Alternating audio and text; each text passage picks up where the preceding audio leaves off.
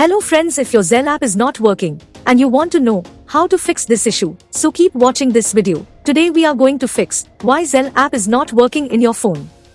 So let's get started. There may be several reasons behind this issue. Today, we are going to provide you all solution for iPhone users. If you are Android user, video link is in description box. Solution 1. Check your internet connection. Make sure your internet connection is fully working and you are getting good internet speed.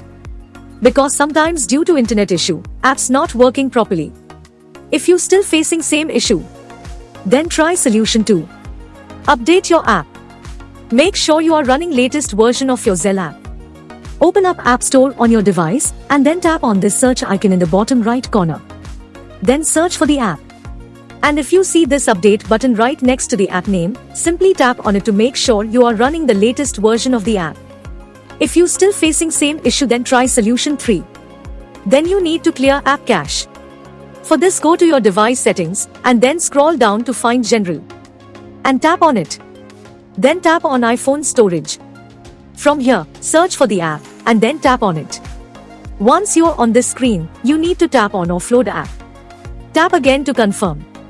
It'll take a bit for processing and then a reinstall button will show up. Simply tap on it to reinstall the app. This should fix the issue. If you still facing same issue, then try solution 4. Now you need to completely reinstall the app. Follow the on-screen instructions to navigate all the way to the app page.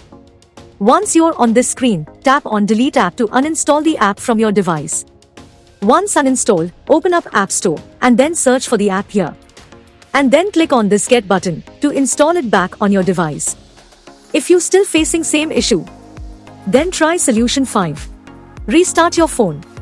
Sometimes restarting devices automatically resolve these types issues. Hopefully this will fix the issue.